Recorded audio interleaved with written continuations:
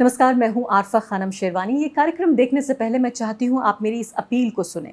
पिछले सालों में लगातार मैं और द वायर आप तक तमाम वो खबरें लाते रहे जो दरबारी सरकारी मीडिया ने दबाई वो खबरें। लेकिन आज हम जिस तरह के दबावों से दो चार हो रहे हैं, जिस तरह के खतरे से गुजर रहे हैं, ऐसे में हम चाहते हैं कि आप हमारी मदद करें, आर्थिक रूप से आप हमें सहयोग दें। और ये काम बहुत मुश्किल नहीं है। आप ये काम सिर्फ अगर 89 रुपये महीना भी देते हैं तो आप वायर के मेंबर बन सकते हैं, क्योंकि आपका जो हक है वो है आज़ाद पत्रकारिता। और आज़ाद पत्रकारिता हम करते रहें, द वायर करता रहे, मैं करती रहूं, इसके लिए बहुत ज़रूरी है कि आप सहयोग दें। आज ही आप मेंबर बनिए द वायर के। नमस्कार, द वायर में आपका स्वागत है। मैं हूं आरफा खानम शेरवानी। संसद पर आज पूरे देश की निगाहें लगी हुई थी कि प्रधानमंत्री जवाब देंगे इस बात का जो उनके ऊपर गंभीर आरोप लग रहे हैं लगातार पिछले कितने दिनों से, जो गौतम अडानी के उनसे जो संबंध हैं उनको लेकर, और खासकर जब राहुल गांधी ने उनके ऊपर जिस तरह का हमला किया संसद में, और उसके बाद जाहिर है जवाबदेही उनका फर्ज भी बनता था कि विपक्ष के सबसे बड़े नेता ने उनसे सवाल किया है कि रिश्ता क्या कहलाता है। उन्होंने सीधे सीधे जो सवाल किए उनके जवाब नहीं दिए। अब यहां पर दलील ये दी जा सकती है कि क्योंकि राष्ट्रपति के अभिभाषण पर जवाब दे रहे थे नरेंद्र मोदी, इसलिए उन्होंने कोई जवाब नहीं दिया। लेकिन इसके अलावा आप ये देखिए कि सिर्फ गौतम अडानी का नाम लिए बगैर तमाम तरह के हमलों का जवाब भी दिया, बल्कि मैं कहूंगी उससे ज्यादा अंग्रेजी में एक लफ्ज होता है कॉम्बैटिव होना। यानी कि ऐसा नहीं है कि उनके हमलों का जवाब देने के बजाय सीधे उल्टा पलटवार कर दिया राहुल गांधी के ऊपर और कांग्रेस पार्टी के ऊपर, और ये कह दिया कि उन्हें हार्वर्ड बड़ा पसंद है, हार्वर्ड यूनिवर्सिटी उन्हें बड़ी पसंद है, और वो दिन दूर नहीं जबकि पूरी दुनिया की यूनिवर्सिटीज़ में कांग्रेस की बर्बादी पर अध्ययन हो रहा होगा। तो ये भाषण तमाम हम भी आपको कुछ इसके हिस्से सुनवाएंगे, लेकिन इसमें बहुत ज़्यादा आपको परेशान होने की ज़रूरत नहीं है, क्योंकि तमाम चैनलों पे आपने लाइव ब्रॉडकास्ट देख लिया होगा। नरेंद्र मोदी कोई राहुल गांधी नहीं है कि देश और दुनिया को पता ही नहीं लगेगा कि राहुल गांधी ने संसद के अंदर क्या कहा, संसद के बाहर क्या कहा। पूरे तरीके से उनके तमाम भाषणों का ब्लैकआउट किया जाता है, जैसे उनकी बाकायदा 150 दिनों की यात्रा, लगभग 4000 किलोमीटर की जो यात्रा है, वो आपको ऑल्टरनेट मीडिया जिसे कहा जाता है वहीं पर नजर आई होगी। कुछ कुछ हिस्सों में या क्षेत्रीय मीडिया जो है उसने कवर किया होगा। इससे पहले कि मैं आपको बताऊं कि क्या खास बातें रही नरेंद्र मोदी के भाषण की, इससे भी ज़्यादा जो बहुत ही हैरान करने वाली बात यह है कि राहुल गांधी के भाषण के 18 से 19 हिस्से हटा दिए गए हैं। लोकसभा के रिकॉर्ड से स्पीकर ने 18-19 हिस्से हटा दिए हैं, क्योंकि राहुल गांधी वो साबित नहीं कर पाए, उनके पास कोई सबूत नहीं है जो उन्होंने आरोप लगाए हैं संसद में। यानी जनता के जरिए चुना गया एक सांसद अगर कहता है कुछ संसद में, तो उसको रिकॉर्ड से हटा दिया गया। लेकिन क्या इसको पब्लिक मेमोरी जो है, जो लोगों की याददाश्त है, आपकी हमारी याददाश्त में जो कैद हैं वो बातें जो राहुल गांधी ने कही, क्या वो हटा सकती है ये सरकार? ये सबसे महत्वपूर्ण बात है कि संसद के रिकॉर्ड से इतनी महत्वपूर्ण बात को हटा दिया। अब जब उन्हें एक्सपंज कर दिया गया उन बातों को, तो नरेंद्र मोदी आखिर जवाब भी क्या देते उसका? ये बातें रिकॉर्ड से हटा दी गई हैं, लेकिन जैसे मैंने कहा कि हमारी याददाश्त और हमारे जहन से नहीं हटाई जा सकती, इसलिए मैं आपको अब से कुछ ही पलों में बताऊंगी कि राहुल गांधी ने कौन से वो 7 महत्वपूर्ण सवाल पूछे, जो कि जिसका जो जवाब है वो सिर्फ राहुल गांधी नहीं, पूरा देश जानना चाहता है, देश का हर नागरिक जानना चाहता है। राहुल गांधी ने इन बयानों को ट्वीट भी किया, बयान के इस हिस्से को। लेकिन उससे पहले नरेंद्र मोदी ये कह रहे हैं, और खास जैकेट भी नरेंद्र मोदी पहनकर आए राज्यसभा में चर्चा के दौरान, और बताया जाता है कि ये प्लास्टिक की बोतलों को रिसाइकिल करके बनाया गया है। आप देख रहे थे यहाँ पर ये ऑल्ट न्यूज़ के जो जुबैर हैं उन्होंने ये स्क्रीनशॉट लगाया है कि कैसे तमाम जो पत्रकार हैं टेलीविज़न की दुनिया के खासकर और बड़े अखबारों की दुनिया के भी, उन्हें एक ही समय में ये स्क्रीनशॉट आया, भाजपा कार्यालय से आया या उनका कोई व्हाट्सएप ग्रुप है जहाँ पर तमाम लोगों ने इस बात को आगे रखा कि देखिए प्रधानमंत्री कितने महान शख्स हैं, वो रिसाइकिल्ड बोतलों से बनाई गई जैकेट पहनकर आए हैं। और जो नरेंद्र मोदी ने सोमवार को बेंगलुरु में इंडिया एनर्जी वीक की शुरुआत की थी, और इसी मौके पर बताया जा रहा है, ये भी मैं पढ़ रही हूँ अखबार में, ये बताया जा रहा है कि इंडियन ऑयल कॉरपोरेशन यानी कि IOC ने उन्हें ये जैकेट भेंट की है। तो चलिए आगे बढ़ते हैं। जैकेट का भी किस्सा आप काफ़ी कुछ तो टीवी पर सुन लेंगे। नरेंद्र मोदी कह रहे हैं कि जो भाषण कल का था राहुल गांधी का, बिना राहुल गांधी का नाम लिए, बिना गौतम अडानी का नाम लिए, उन्होंने कहा कि उससे इकोसिस्टम यानी जो पूरा माहौल है, ये पूरा जो समूह है नरेंद्र मोदी के खिलाफ, वो बहुत खुश हो रहा होगा, बहुत अच्छी नींद भी आई होगी, हो सकता है जागे भी ना हो। यानी सीधे तौर पर इशारा राहुल गांधी की तरफ था। अब यहाँ हैरानी की बात यह है कि लगभग 9 साल गुजरने के बाद एक ही व्यक्ति, एक ही पार्टी के अभी तक भी जो विपक्ष है वही सबसे ज़्यादा ताकतवर है। यानी इतनी बड़ी बलशाली पार्टी इतने बड़े मैंडेट के साथ दोबारा चुन के आई है, लगातार सरकार चल रही है पिछले लगभग 9 साल से, लेकिन देश के चुने हुए प्रधानमंत्री को, मजबूत कद्दावर प्रधानमंत्री को दिक्कत अभी भी इसी इकोसिस्टम से हो रही है। यानी वो उन तमाम लोगों का जिक्र कर रहे थे जो सिर्फ कांग्रेस पार्टी से जुड़े नहीं हैं, बल्कि वो लोग जो कि राहुल गांधी की बातों को विपक्ष की आवाज के तौर पर आगे बढ़ा रहे हैं, जिसमें मेरे जैसे पत्रकार भी शामिल हैं, क्योंकि हम समझते हैं कि सरकार चलाने के लिए जितना जरूरी है सत्ता पक्ष, उससे भी ज्यादा या कम से कम उतना ही जरूरी है विपक्ष भी। तो नरेंद्र मोदी ये कह रहे हैं कि ईडी यानी जो एनफोर्समेंट डायरेक्टरेट है, जो बड़े भ्रष्टाचार के आरोपों की जांच करती है जांच एजेंसी, जिनको चुनाव भी नजदीक नहीं ला पाए, ईडी ने उन विपक्षी पार्टियों को नजदीक ला दिया। इस तरह का भाषण, इस तरह का मैं कहूंगी स्टेटमेंट उन्होंने दिया है विपक्षी पार्टियों के लिए। अब जब नरेंद्र मोदी के ऊपर, उनकी सरकार के ऊपर इतने बड़े भ्रष्टाचार के आरोप लगे हैं, राहुल गांधी ने लगाए हैं, उसके जवाब में वो कह रहे हैं कि यूपीए के 10 साल में सबसे ज़्यादा बड़े घोटाले हुए हैं, और जब अब भारत की पूरी ताकत उभर कर सामने आ रही है तो ये लोग भारत की प्रगति से जल रहे हैं। 2004 से 2014 तक यूपीए ने, वो कह रहे हैं कि मौके को मुसीबत में तब्दील कर दिया। और आज नरेंद्र मोदी बड़े ही शायराना अंदाज में नजर आए संसद में, अलग अलग तरह से दुष्यंत से लेकर और बाकी तमाम लोगों के उन्होंने शेर पढ़े। उनकी शायरी का भी नमूना एक हमें नजर आया। उन्होंने कहा कि जब टेक्नोलॉजी इंफॉर्मेशन का युग बढ़ रहा था, उसी वक्त में 2G में फंस गई कांग्रेस पार्टी, और सिविल न्यूक्लियर डील की चर्चा के दौरान ये कैश फॉर वोट में फंस गए।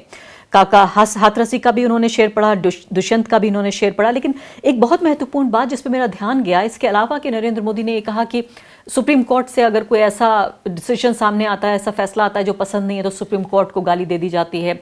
अगर हमारी जो आर्म्ड फोर्सेस हैं, जो हमारे सुरक्षा बल हैं, सेना है, अगर उनसे कोई, उनके ज़रिए कोई हमारा आगे बढ़ती है कोई बात, तो उन पसंद नहीं आती तो उनको गाली दे दी जाती है। यानी अभी भी ये बताया जा रहा है कि उस वक्त के लोग इस तरफ के ज़्यादा मजबूत हैं, बजाय जो पब्लिसिटी और प्रोपेगेंडा की मशीनरी भाजपा आरएसएस से जुड़ी हुई है, जो पूरी सरकारी मशीनरी है।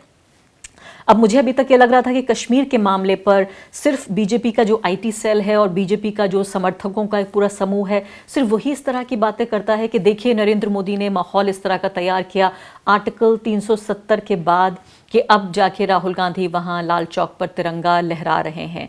बड़ी हैरानी हुई कि खुद प्रधानमंत्री ने भी इस बात को कहा कि अब इस तरह का माहौल हो गया है कि जाकर वो तिरंगा लहरा रहे हैं राहुल गांधी। और अभी अभी जो लोग जम्मू कश्मीर से घूम के आए, उन्होंने देखा होगा कितने आन बान शान के साथ वहाँ जा सकते हैं। तिरंगे से कुछ लोगों को शांति बिगड़ने का खतरा था, लेकिन वक्त का मज़ा देखिए, वो लोग भी तिरंगा यात्रा में शरीक हो गए। और कुछ लोग टीवी में चमकने की कोशिश में लगे हुए थे। उसी वक्त श्रीनगर में दशकों बाद थिएटर हाउसफुल चल रहे हैं।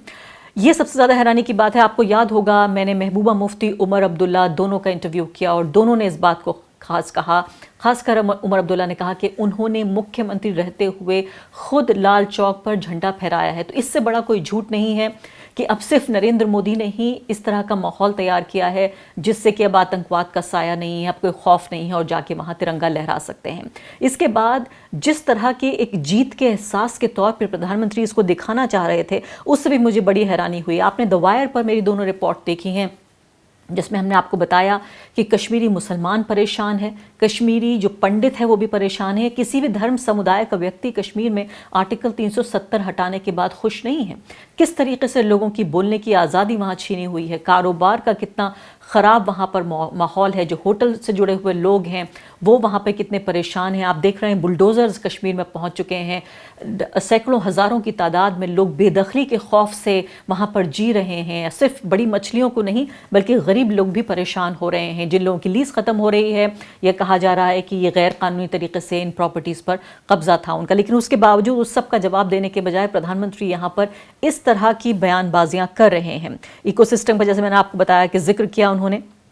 इसके अलावा उन्होंने कहा कि जो यूपीए के 10 साल थे वो एक लॉस्ट डेकेड था, यानी एक खो गया, गुम हो गया या ज़ाया हो गया दशक था यूपीए का, और जो 2020 से 30 का वक्त है वो भारत का दशक है ये।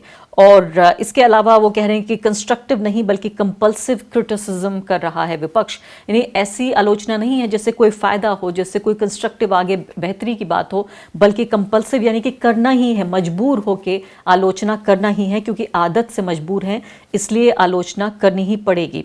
तो ये तमाम बातें नरेंद्र मोदी ने कही और बहुत ही ज़ोर शोर से, जैसा उनका अपना अंदाज़ है, मजबूती के साथ उन्होंने कहा। एक और ख़ास बात मैं सोच रही थी, तमाम दरबारी सरकारी मीडिया के लोग बड़े दुखी होंगे इस बात से जिन्होंने कहा कि नरेंद्र मोदी टीवी पर भरोसा नहीं करते और अखबार से, टीवी और अखबार से पैदा हुए नहीं हैं, बल्कि उन्होंने अपना पूरा जीवन लोगों के लिए खपा दिया है। और उसी वक्त जो है संसद में नारे लगने लगे मोदी मोदी, जिसका जवाब दूसरी तरफ के सांसदों ने दिया अडानी अडानी। वो भी बड़ा हास्यास्पद रहा।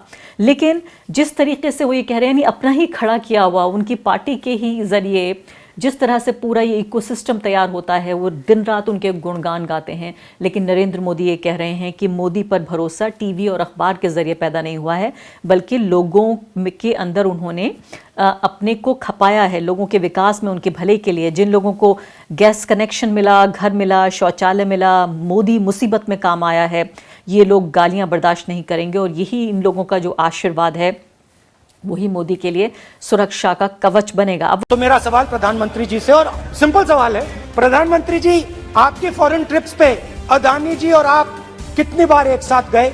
How many times did Adani ji join you later on a visit? How many times did Adani ji travel to a country immediately after you did? And in how many of these countries after you visited did Adani ji get a contract? Also an important question, जरूरी सवाल, अदानी जी ने BJP को पिछले 20 साल में कितने पैसे दिए हैं? इलेक्टोरल बॉन्ड्स में कितना पैसा दिया है? ये किसकी है? मॉरिशस में जो शेल कंपनीज हैं, ये जो हजारों करोड़ रुपया ये शेल कंपनीज हिंदुस्तान में भेज रही हैं, ये किसका पैसा है? और क्या ये काम अदानी जी फ्री में कर रहे हैं? ये नेशनल सिक्योरिटी का मुद्दा है, आपको मालूम ही नहीं। वो समझ लीजिए 7 महत्वपूर्ण चीज़ें राहुल गांधी ने भी ट्वीट किया है, जो कि एक्सपंज कर दी गए इनमें से कई, लेकिन ये आपके लिए बहुत जानना ज़रूरी है और इसलिए हम आपको बताएंगे। राहुल गांधी ने कहा कि हिंडनबर्ग रिपोर्ट में के ज़रिए उन्होंने उसका रेफरेंस देते हुए कहा कि अडानी की शेल कंपनियां हैं, सरकार ये बताए कि आखिर ये कंपनियां किसकी हैं। इसके अलावा ये पैसा किसका है इन शेल कंपनियों में? दूसरा महत्वपूर्ण सवाल। तीसरा सवाल, अडानी जी जो हिंदुस्तान के पोर्ट्स, एयरपोर्ट और जो डिफेंस है उसको पूरी तरीके से उन्होंने पूरी इंडस्ट्री पे कब्जा किया हुआ है। ऐसे में शेल कंपनीज के बारे में जो हिंदुस्तान की सरकार ने कोई सवाल नहीं उठाया है। उन्होंने कहा कि ये इंटरनल सिक्योरिटी का मुद्दा भी है। सवाल नंबर 4, उन्होंने प्रधानमंत्री से कहा कि कितने फॉरेन ट्रिप्स पर अडानी जी आपके साथ गए हैं। सवाल नंबर 5, कितनी बार विदेशी यात्राओं में अडानी ने आपसे मुलाकात की है। अगला सवाल, प्रधानमंत्री के विदेशी दौरे के बाद देश में अडानी जी कितनी बार गए हैं। प्रधानमंत्री के विदेश दौरों के बाद उस देश में अडानी कितनी बार गए हैं, उनके साथ कितनी बार गए हैं, उनके बाद कितनी बार गए हैं। अडानी ने कितने पैसे भाजपा को दिए और इलेक्टोरल बॉन्ड्स के लिए भी उन्होंने जवाबदेही मांगी कि भाजपा को कितना पैसा मिला है। जाहिर है इसमें कोई भी सवाल, क्या वाकई आपको लग रहा है कि बेवजह पूछा गया है, बेजा पूछा गया है, गैर जिम्मेदाराना तरीके से पूछा गया है? अब जब राहुल गांधी ने तमाम आरोप लगाए हैं और इसका कोई सबूत नहीं दिया, इसलिए हटा दिया गया, एक्सपंज कर दिया गया रिकॉर्ड से, तो क्या नरेंद्र मोदी जो कुछ अब संसद में बोलेंगे, क्या उसके लिए वो कोई सबूत देंगे, कोई गवाह पेश करेंगे? नमस्कार, मैं हूं आरफा खानम शेरवानी। ये कार्यक्रम देखने से पहले मैं चाहती हूं आप मेरी इस अपील को सुने। पिछले सालों में लगातार मैं और द वायर आप तक तमाम वो खबरें लाते रहे जो दरबारी सरकारी मीडिया ने दबाई वो खबरें।